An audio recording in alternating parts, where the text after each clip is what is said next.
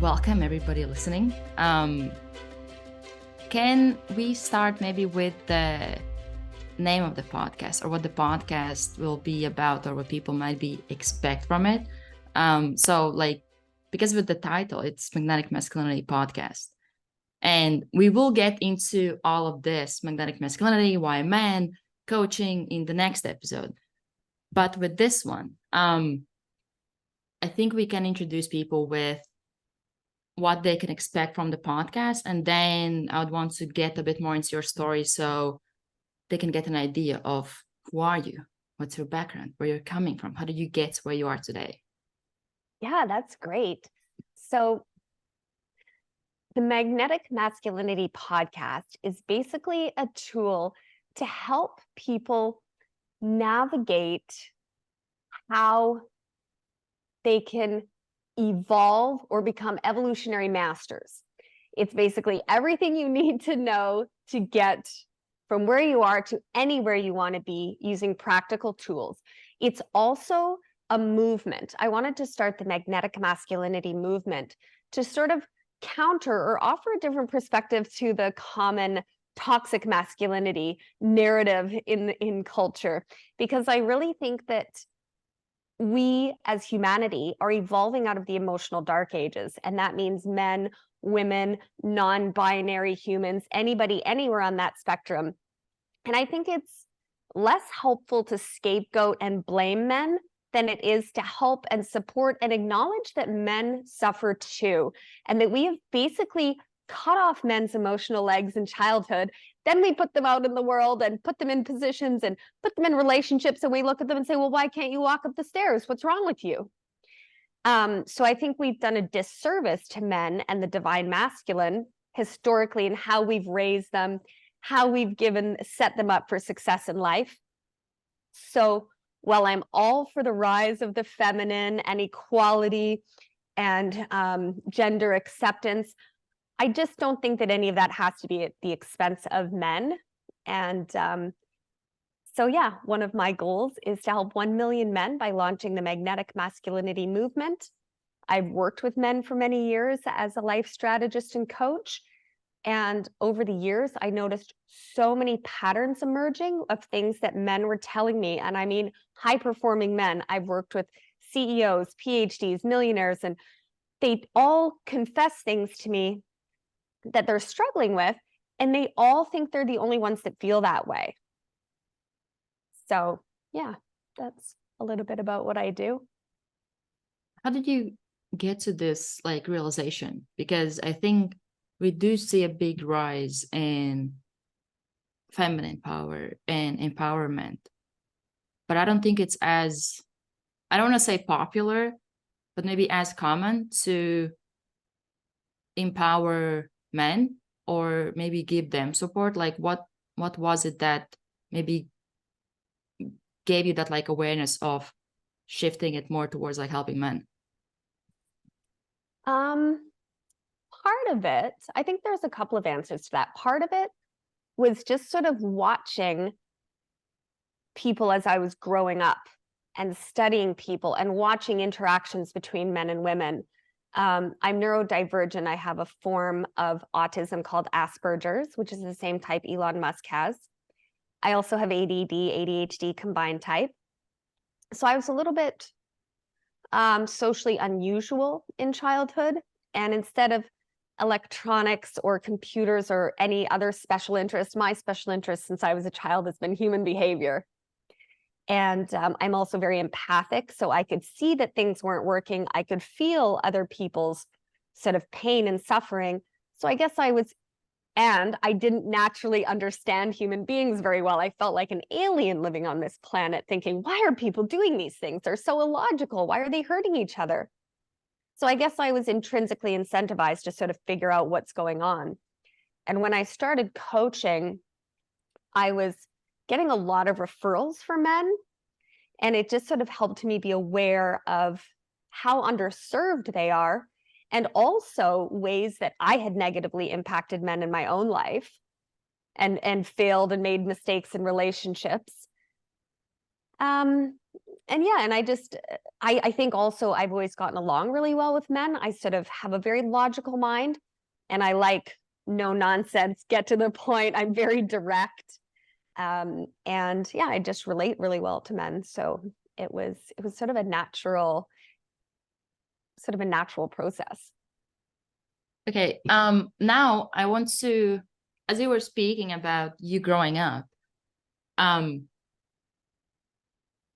you were quite young. How young were you when you started to observe people and have those questions and you wanted to understand? Because it's, from what I know, I think it was really early. And with that, it's like, how did you get that awareness even to notice that, or see that, or just see that, oh, I'm not fitting in, or I might be different, like, because it's really early to have that awareness and be able to observe and see. Yeah, that's a good question. I mean, as long as I can remember, as a very young child, I didn't really enjoy the activities that other children did. Everybody was playing with toys and talking about Barbies or whatever it was at the time. And I wanted to talk about, like, what happened when do you remember your past lives? Or do you remember when you were not alive? Or do you, why do you do that? Or why are people lying to each other? Or and also, because I was very sensitive, I could feel people's hurt, and I was just studying them. So like a lot of neurodivergent or on the spectrum youths, I struggled to understand social cues, but I really wanted to fit in. So again, I think that made me intrinsically incentivized to just sort of study people. It's just something I remember always being fascinated by. And I spent a lot of time alone because I didn't have a lot of friends and I didn't really fit in socially. So I read a lot, and I just pondered and pondered and pondered and observed. And I was just always very aware and watching humans. It was just my special interest, they would call it, in neurodivergent or autism circles. So yeah, since I could remember, I've just been interested in different things. And also I was intellectually gifted. So I'm very good at spotting patterns, and I also have really good critical thinking skills. So those things, yeah, I guess just came together, and I think also just a lifelong of wanting to fit in, or wanting to belong, or wanting to feel good enough, or wanting to understand why people act the way they act, why they feel how they feel, why they think what they think, and what it all means, and what are we here for. And these are the things that I can remember thinking about since I was really a toddler. So with not fitting in, because I think that's something that I think to an extent all of us, we have dealt with that. Definitely. What was it that maybe made you realize that you didn't fit in? Because there's one thing is that you realize that you're not fitting in and you kind of accept that, but sometimes it might be that you don't fit in and there's some pain that's coming with that. How did that, like, not fitting in, especially at really young age, kind of, what was that experience, and was there any ways how it started to affect you? Yeah.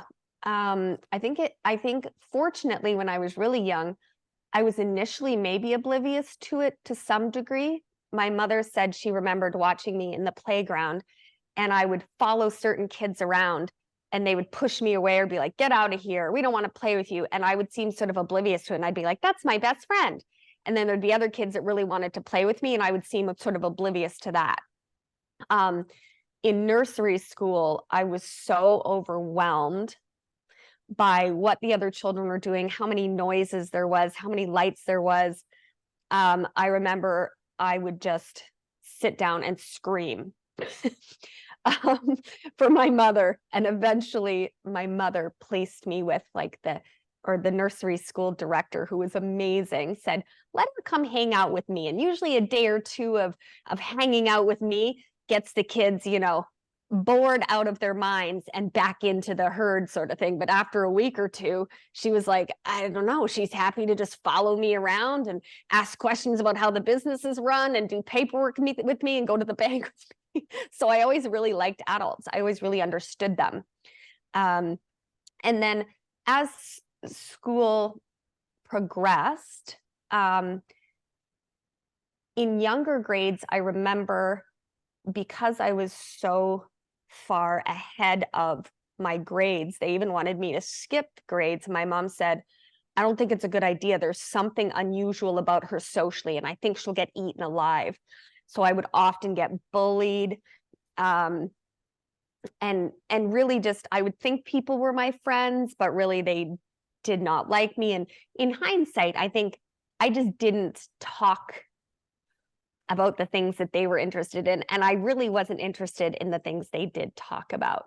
But it definitely took an impact. And I just remember feeling lonely a lot. I spent a lot of time really lonely and just feeling like I was like on the outside looking in at some sort of a game where I didn't know the rules. I didn't know why I kept getting put in the penalty box. I didn't know how to score a goal. But I just remember since childhood, I was just so loving. Like I just loved everybody. And I just really have always had the capacity to really tune into other people and genuinely care and be curious about what their human experience is.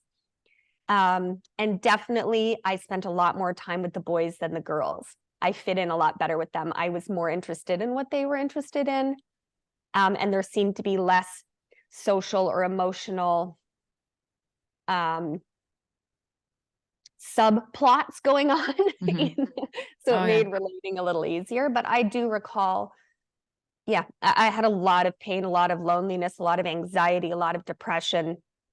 And again, I think that's what made me intrinsically incentivized to just figure out what was wrong, how to fix it, and just sort of watch things and study things and use my keen mind to just observe and observe and observe and observe. It's actually the next thing that I wanted to ask, because just being in that box, or just kind of, you see the world, but you don't really understand it, or what are the rules? How was it to actually be in that box, and what was it that helped you to maybe get outside of it?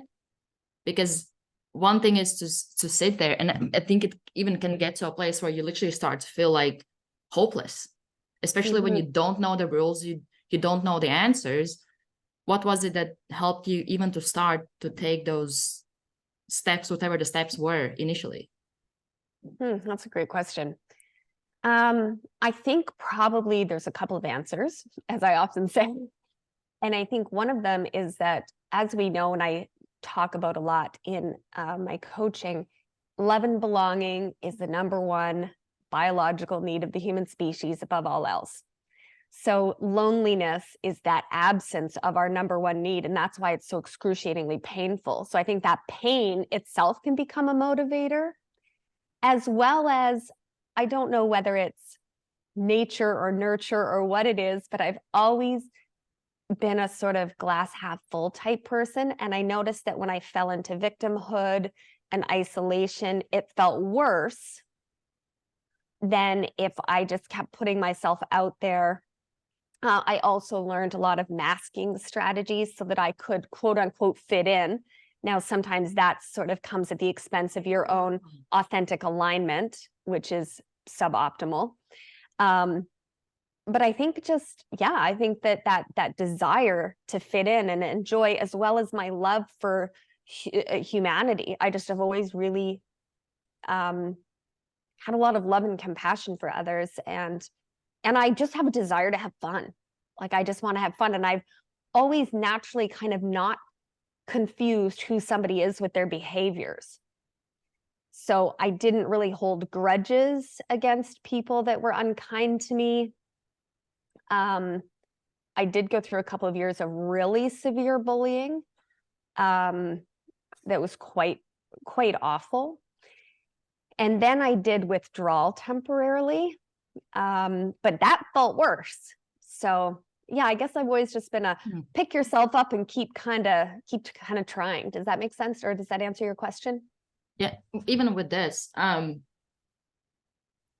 what made you like not give up, or not to kind of lose that hope to get out of that like door, or not door, but like the room or the box, with like not knowing what are the rules and being like frustrated and stuff like that? Like, was there, or like, because I think many times when you are in that space, especially when you have all these like negative emotions clouding over you, it's, in a way, it becomes harder and harder to keep that hope alive.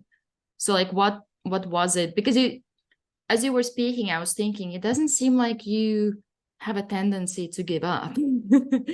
But like, no, that's true. and what was it that maybe helped you to keep that hope that you might find the answer, might find like the door out of that room, the dark room that like you might not enjoy being in, or there's no, you don't know what are the rules? Like, what was it that helped you to keep having that hope? It's a really good question. I think, again, part of it might be just sort of a natural proclivity to positive thinking. But I think being in the depths of like loneliness and depression and isolation and shame and self-loathing and just feels so uncomfortable, that pain can be a motivator. And in parallel to that, also finding a balance of just, I'm somebody who just finds life fascinating. There's so many things. So I would learn to focus on things that I could be grateful for. Like, I'm grateful I'm breathing. I'm grateful I have a cat. I'm grateful I have a roof over my head. I would just reach for tiny little thoughts that would somewhat alleviate the pain. And I think, yeah, I think I'm just a naturally optimistic person. And I just really have a lot of compassion and forgiveness for humanity, sometimes less so myself. Yeah, but I think that pain can be a motivator. That pain combined can be the catalyst, combined with just also my observing and understanding that people don't really know that they're hurting people. People aren't doing these things on purpose. And I started to spot the anomalies and the inefficacies that were causing people to behave in these ways. And I realized, because I could feel into people, that everybody was just wanting connection. Yeah. And I mean, giving up just isn't very fun, quite frankly. So the option was suffer or figure it out, figure out why people are hurting each other. So again, experiencing so much pain and isolation and loneliness was my motivator to try to understand why people hurt each other, or why this is happening, because that felt a lot more empowering to me than hopelessness. Yeah, definitely. I also wanted to touch on you being neurodivergent. Can you maybe first explain what it is? And then maybe dive a bit more into, how does it look like? How does it like affect your life to be like neurodivergent? Well, that's a loaded question. How do we have a 7-hour episode? So neurodivergence, I mean, on one level, we're all neurodivergent because we're all unique, one of a kind, limited edition, souls of consciousness and perspectives. So the way I am using the word neurodivergent is to encompass a spectrum of neurological proclivities that used to be called ADD, ADHD, autism, and have all been sort of lumped somewhere onto a spectrum that is often called the spectrum or neurodivergence, or a lot of different areas of what was formerly called the autism spectrum are now just lumped under autism. So mine would have at one time been called Asperger's, and at one time may have been called high functioning autism, but both of those had negative connotations or ways that they were disclusionary. And now in the DSM-5, I believe, the words are always changing, but at the end of the day, and also I would like to acknowledge that everybody who experiences any of those diagnoses or ways of being on the spectrum or neurodivergence presents differently, because we also still have different interests, different personalities, different upbringings, different superpowers, and different genius zones, and different levels of ADD, ADHD, or autism, and different gifts and different challenges and different executive function challenges. So I just always want to acknowledge that we're not lumping anybody into any sort of a box. But for me, we didn't have terms like that when I was a child. So because I was doing university level work at a young age, when I went for testing, and they wanted me to skip grades, and I was learning things basically intuitively. And I was also extremely bored in school. I thought everything was very slow and so illogical. I would have naturally wanted to challenge things a lot because I can spot logical fallacies very effectively. But at the same time, I also had some deficits. Nowadays in autism speak, they would call that spiky skills, but we didn't have those words back then. So I was intellectually gifted with learning disabilities, or idiot savant, which are just all sort of terms that are no longer used because we just didn't, it was so early in development that we just didn't have words for those things yet. And I didn't find out till very later in life. And to me, it's not my identity. It's not, I acknowledge that it can be a superpower or it can be a deficit. But for me, understanding the unique rule set of my avatar, I call it, or of this body I'm living in currently, was actually really empowering, because when I didn't have explanations for the anomalies, I would tend to make them mean that I was a failure or that there was something wrong with me. Whereas once I understood it, because I have a keen intellect and a voracious appetite for knowledge, I just hyper-focused on it for years and figured out how to support myself and create a foundation that helped me go from barely surviving to thriving. Yeah.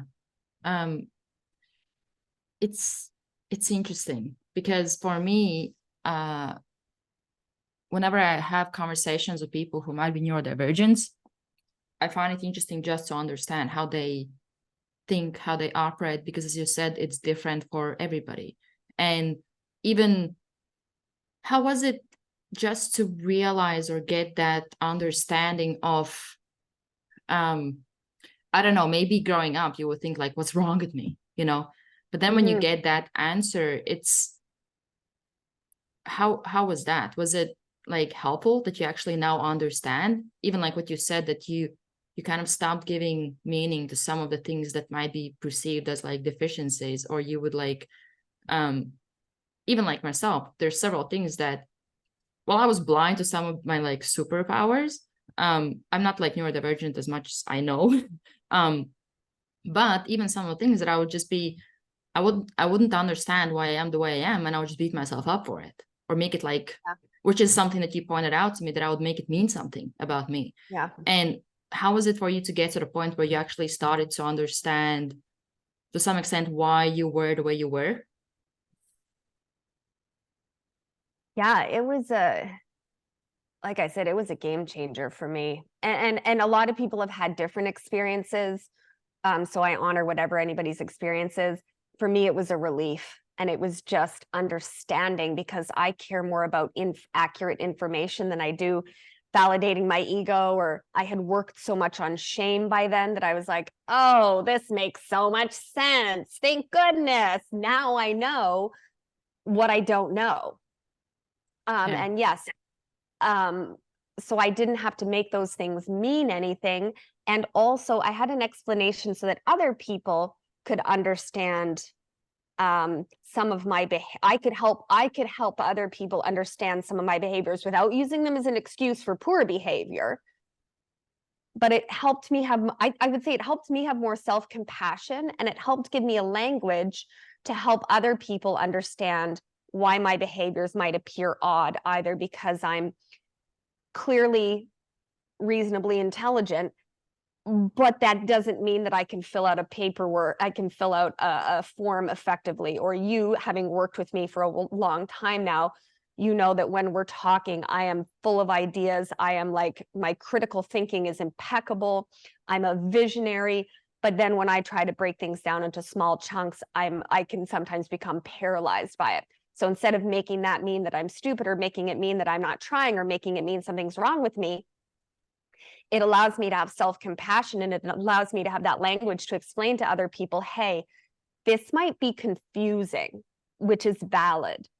My behavior might be confusing. And then on the autism side, I understand more certain behaviors of why people might reject me, because I can be more self-aware of what behaviors people do and do not prefer. Something I've often been accused of is, somebody made a joke of it once and said, you're autistically honest. So I had a struggle figuring out when I was supposed to play sort of social dances and social games and say things. This is what I think I need to say to you to make you think what you want about me, so that I can get your approval. And it's all very inauthentic, which to me is illogical and really kind of insane.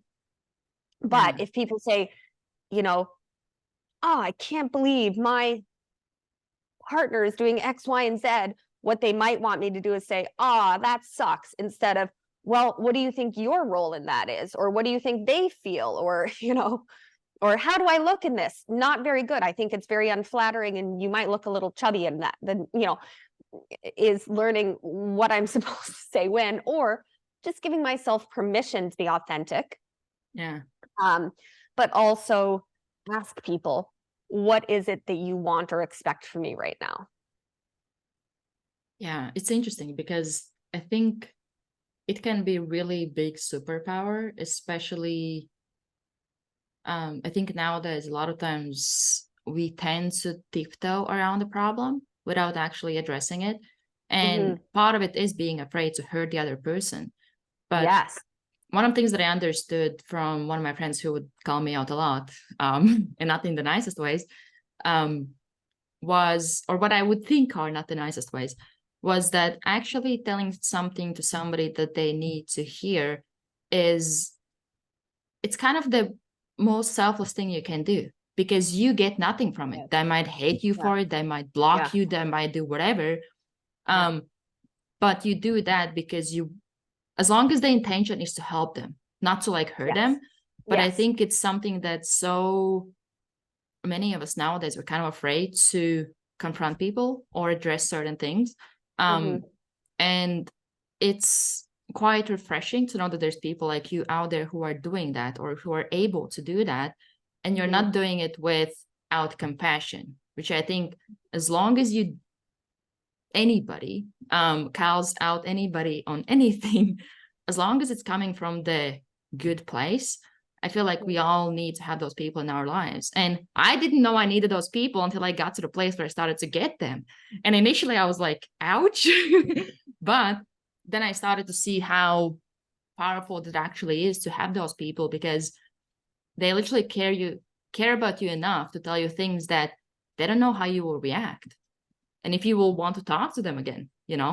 Yeah, I think those are all really excellent points. And I think that there's a balance and a fine line that I sort of had to learn through the years, what that discernment is of, if people aren't asking for help, not to offer it where it's not asked for, but also not lie or feed into their blind spots because I want to avoid being disliked. So often in coaching, it's a fine balance. And I think, like you said, I think people can sense for me, I'm actually not judging. I don't see it as shameful or bad or wrong or anything dualistic like that. I genuinely see those things as information or anomalies where I'm like, hey, you're awesome because we're all awesome. But if you have some crappy software or some blind spots that are not your fault, I can help you remove that so that you can become more in alignment with your potential and who you really are, because I assume at all times who you really are is amazing and divinity and perfection, and that requires acceptance of people where they're at. But part of acceptance is accepting that some things need changing. So A, it's if people are looking for help or advice, and B, if they can sense for a moment that you're judging them, or you haven't, or me as a coach, if I haven't helped them understand self-compassion and shame yet, then it's hard to hear, because they just shame crumble, or collapse into shame and make it mean they're bad or wrong. So I like to give people mind models, which you know from working with me. One of them is I call eating it a shit sandwich. We assume that you are worthy of love and belonging. We assume that you are good enough. We celebrate your successes, and we look at that integration as ever expanding awareness rather than a historical failure. So we look at it as, oh, you were here. Now you became aware of something that's not working. Now you're here. So you've expanded your awareness. So it's not a failure. It's an expansive success. And I think if we all celebrated each other's flaws and were like, oh, you bullied, like I'll have clients who message me, VIP clients who message me between sessions, and they're like, you're right. I was bullying a guy at work today. Or I was judging this person because she reminded me of parts of myself, and I celebrate with them. I'm like, that's great. It's so brave to look at the ways that you were being a bully, or that you were being obnoxious or belligerent or ridiculous. Like that takes bravery. But if we're in that mindset of shame still, or that feeling of not good enough, it's hard to look at those things. So then on the next level, we have to ask ourselves, do I actually want to be that which I want to identify as, or do I just want to keep that identity? An easy example of that is I've worked with parents. And of course, parenting is hard. I've not done that job, but I would like to acknowledge it's the hardest and most important job on the planet. And parents, a lot of their self-worth is based in being, and self-concept and ego, whichever metaphor you prefer. They're all valid. I don't like to vilify the ego. It's lovely, except when it's rotten. Is that they like to identify as good parents. So therefore, if you want to be a good parent, wouldn't you love to know the ways in which you are not being a good parent, so that you can adjust your behavior and continuously improve to become that which you identify as? However, a lot of people are not ready for that yet, because they collapse into shame and make that mean they're not good enough, or make it mean that they failed. So often we end up, because of shame and love and belonging, and we end up protecting the self-concept or the ego of something, whatever we created in childhood to fit in, whatever self-concept we created to fit in, which is valid, rather than seeking to understand or see that which we do not see. So we have parts of us that we identify with, and parts of ourselves we don't identify with. And anything that we think will get us disapproval, we sort of reject or ignore about ourselves. And instead, we walk around judging it and resenting it in others. I'm really good at pointing out those things. So people that are growth-minded love that, because they can level up really quickly and they can integrate and grow and expand. But I'm also very cognizant and cautious and compassionate that some of that information, without some of these foundational understandings, can be really traumatizing and can reinforce the concept of being not good enough. So I think it's like a fine line, and that's why I concentrate a lot on mind models and sort of metaphors and concepts, so that people can face those things more easily without going around and telling people things that they don't want to hear, which I definitely have done historically. That's one of the things that I wanted to ask you. Like, do you remember that initial phase or period when you started to work on yourself, and you might be either like reactive or defensive or stuff like that? If somebody would maybe do, or like call you out on something or point out something, so did you have that, or you were like really open-minded, everything like being received, and you were able to like adapt quickly? Or was there like some challenges along the way to get to that point? I think both. So one of my favorite spiritual or self-help practices is self-awareness, or like I call it, eating my shit sandwiches, or shadow work, it's commonly called. I'm also did the master level of Ho'oponopono. I hope I said that right. I always say it wrong. Where you take accountability for any characteristic you see in somebody else. So prior to doing that work, when I was still living in shame, it was a lot harder to hear certain things. Nowadays, I very rarely get triggered, and I get kind of excited if I become aware of a blind spot. But at the same time, I don't think that's necessarily typical, because I've been observing myself and questioning my thoughts and questioning why I do things since I was a very little kid. Like I'd say something and I'd think, why on earth would I say that? That's so rude. Or I would say something, notice somebody else's reaction, and then go, oh, wait a minute. But once I figured out, how projections and reflections work, I constantly do work on myself. But not from a place of, but this is an important distinction. I don't work on myself from a place of I'm not good enough. That's taking action from shame. I work on myself and take action from love of growth and self-compassion and enthusiasm for being able to grow and expand and evolve, and Curiosity as well. Yeah, and yeah, you're right. For me, a lot of it's just absolute straight up curiosity. That's another thing that I wanted to touch on, was that you have this really unique combination of being really curious, but also coming from like scientific background or like family. You're challenging everything as well. So that's something that I like. Can you maybe talk a bit more on how you maybe approach things, or when it comes to the way you think? Because I think it's a really good combination, because you're really curious, you're really open-minded, but also you question things. Yes. So I think, I don't know who originally said it, so whoever it is, I'm sure is long deceased, but that balance of being open-minded to anything and also skeptical.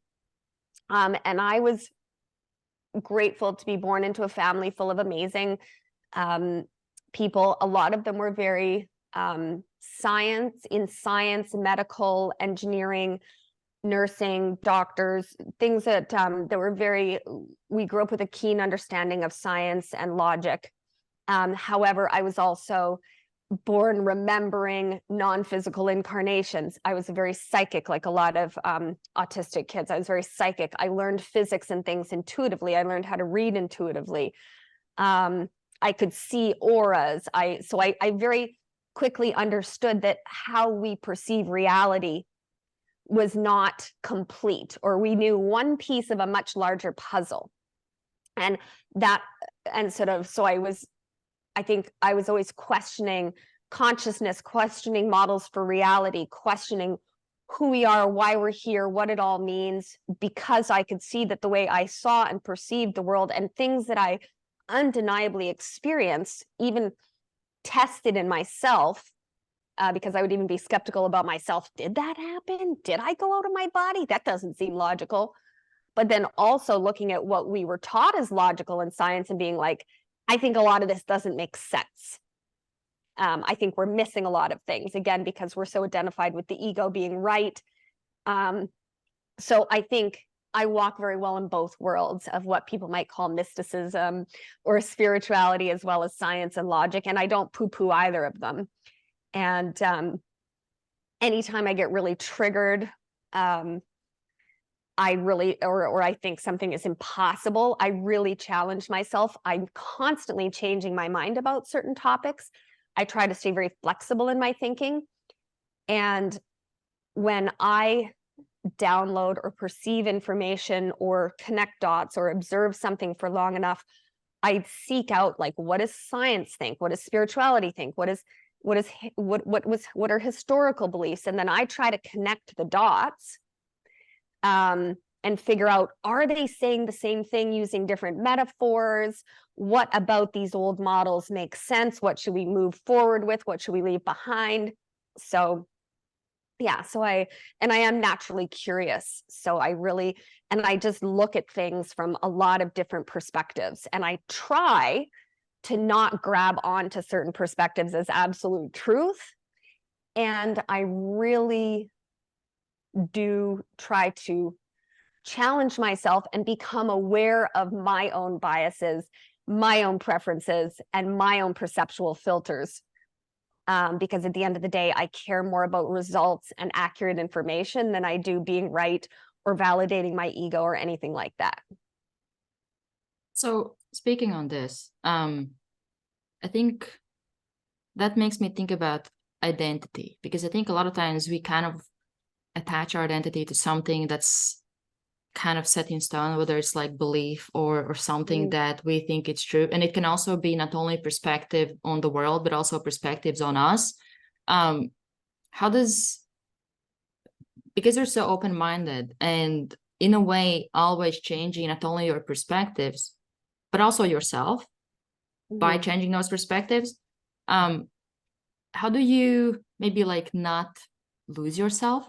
Because that's one of the things that I would experience in my own journey. Even when it comes to going to the next level, I would resist it, because I'm like, who will I be when I don't have this problem that I have been attaching my identity to, or myself to this, like these years, how do you navigate that, having to change, but also at the same time forming or having like that identity? That's a really good question. So I think, again, there's a couple of answers that I could give, and I think they might all be true or they might not be. And if they're helpful, great. And if they're not helpful, ask me again. One is that I try to look at myself as an ever-evolving organic being. So it's very normal that in childhood, again, if we go back to that love and belonging, we often confuse, being our number one need, we often confuse fitting in with love and belonging. So we take feedback in childhood, especially before the age of 7, when our brain is still in that theta state, when we're getting our initial software, which we'll talk about in another episode because we don't want to go down too many rabbit holes. And I'm often told I'm like taking a sip from a fire hose. So please bring me back on task if I go to zoom out to meta or I go down too many rabbit holes. But we tend to create the self-concept. I am Sandy. I love horses. I am this. I am that. I don't do this. I don't do that. I like this. I like that. But the challenge with that, which again, we'll do a whole other episode about, is that is our, what might be referred to as conditioned self or ego, or self-concept. Pick your metaphor. And the challenge with that is that we tend to think of ourselves as singularity. And as we evolve to include more than just the Newtonian paradigm and materialism and thinking that we are our bodies and all of these outdated, or not outdated, incomplete ways of looking at things, it's going to be more helpful if we start looking at ourselves as multidimensional beings where we have lots of aspects. But because we created the self-concept in childhood to fit in, we often reject or disidentify from any parts of ourselves that don't fit our own self-concept, which is based on what we would or would not have been approved of or perceived being approved of, what we got punished for, what we got rewarded for, what we got praised for. So again, going back to our last concept, understanding different models and frameworks and having that foundation can be helpful for us to start examining which parts of me are authentic and which parts of me are coping mechanisms. And that's where internal family systems and psychology or parts work in coaching and self-help can be really handy, because a lot of the things that I believed about myself were not true, or they were a self-concept, or in some cases, the things that I thought of were me were just coping mechanisms or ways to fit in. So starting to unravel that, you're right, can be very uncomfortable, but transitioning from that conditioned self-concept into our multidimensional, authentic, ever-evolving alignment is a game changer. And I try to remember, I think I've told you this concept before, when we're growing and expanding and becoming aware, so mental, spiritual, or emotional growth is often not dissimilar to physical growth and expansion. So the example I give people is, if I go to the gym and I want to build a bigger bicep, I'm going to lift weights. It's going to start to feel really uncomfortable and maybe even borderline painful. And I'm going to make that mean that I'm succeeding. And I'm going to give myself a little extra rest. I'm going to eat a little cleaner. I'm going to drink water, and I'm going to wait for that growth, and I'm going to celebrate myself. But when we're starting to stretch out of the comfort of our conditioned self or our self-concept, and we start to feel that uncomfortable or that resistance, we often make it mean something different, and our conditioned parts try to throw us back into our safety mechanisms and our coping mechanisms and our protector personalities to keep us safe.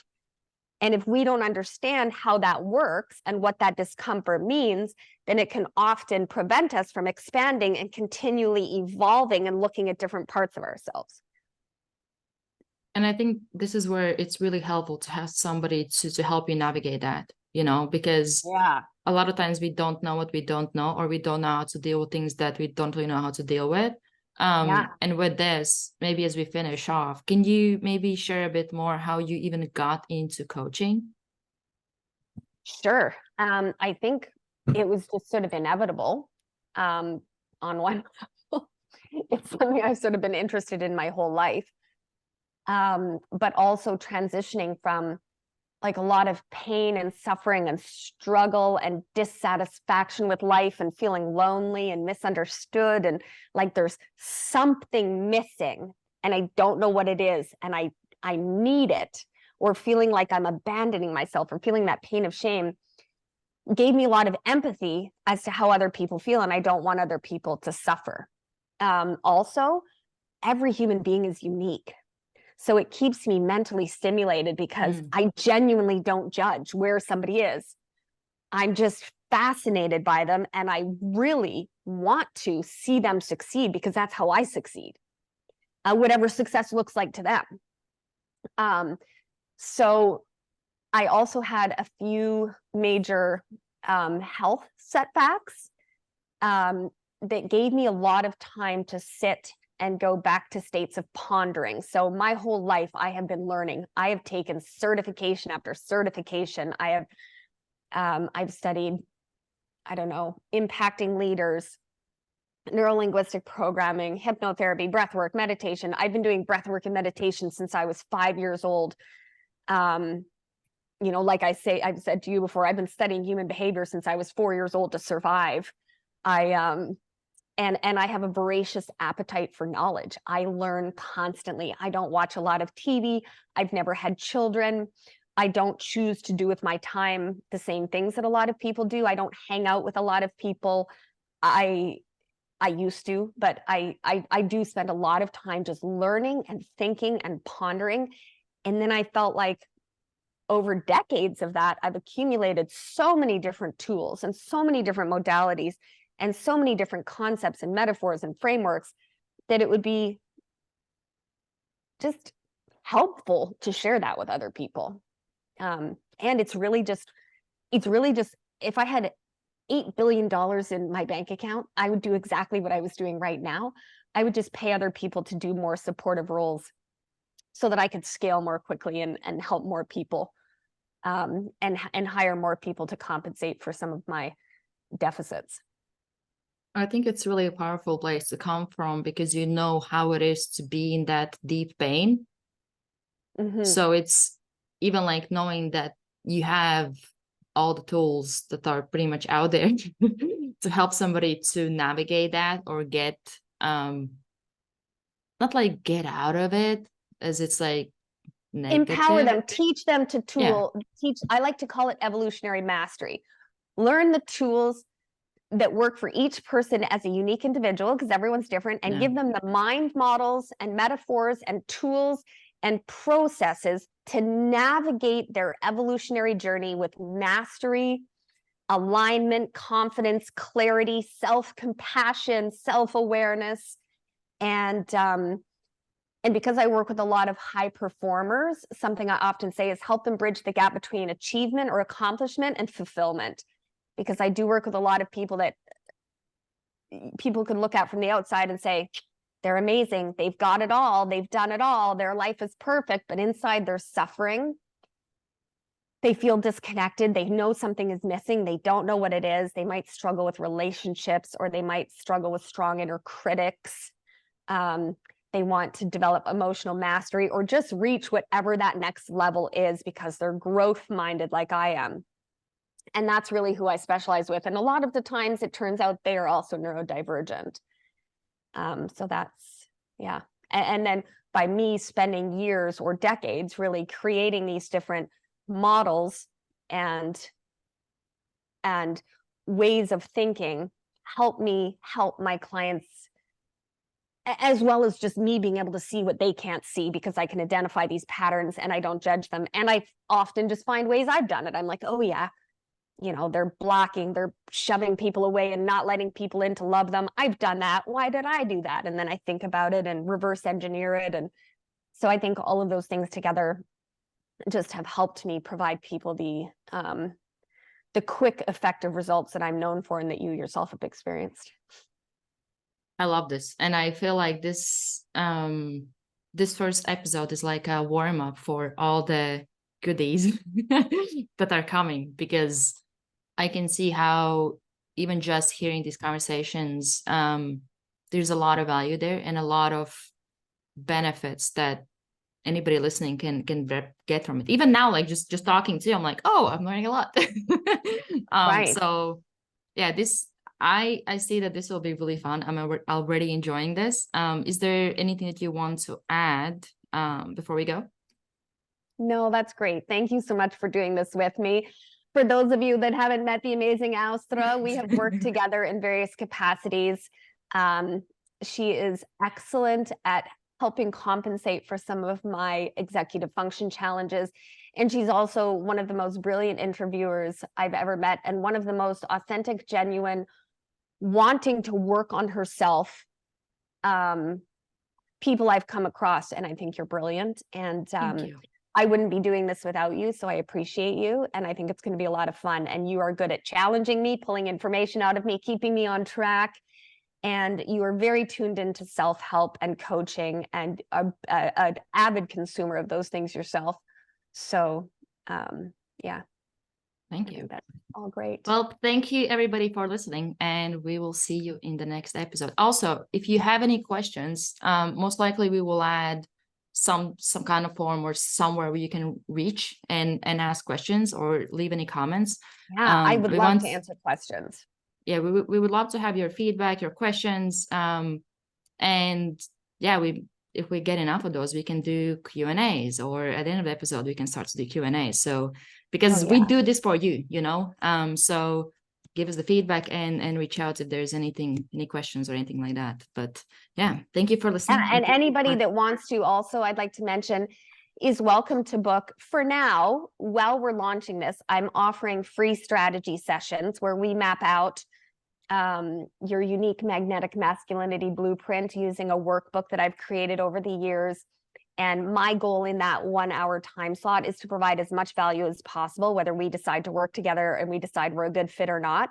That time will be used to offer as much clarity and value as I possibly can, to empower you to step into whatever the next step of your journey looks like. And there will be a link for that, or you can go to my website, sandylsmith.com, and click on book a strategy session. And I look forward to talking with you again, Austra. Likewise.